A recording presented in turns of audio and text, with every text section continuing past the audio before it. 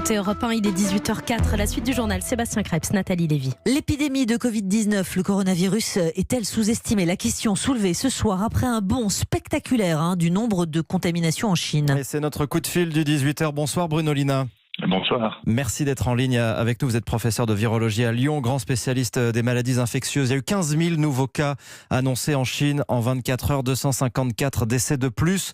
Plus forte augmentation journalière jamais connue. Pékin dit avoir changé son calcul et ça interroge. Est-ce que vous avez le sentiment que la Chine ne dit pas tout de ce virus ? Non, en fait, la Chine est en train d'affiner un petit peu le calcul et finalement de nous donner des éléments qui sont peut-être un tout petit peu plus robustes par rapport à la réalité de l'épidémie là-bas.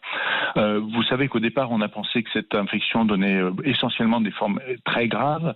Puis après, on s'est rendu compte qu'il y avait des formes qui étaient graves et modérées. Et petit à petit, on est en train de voir qu'il y a probablement des formes qui sont ce qu'on appelle aussi symptomatiques, c'est-à-dire des personnes qui sont infectées, qui présentent quelques symptômes, qui cèdent assez rapidement, mais qui sont le reflet d'infections finalement pas graves. Et lorsqu'on a cette vision un petit peu plus large de ce qu'est la réalité de l'épidémie de coronavirus, eh bien on voit que finalement, si on ajuste les chiffres à ce que doit être la réalité de l'ensemble de ces panels d'infections, de très graves à pas graves, eh bien on augmente de fait le nombre de diagnostics.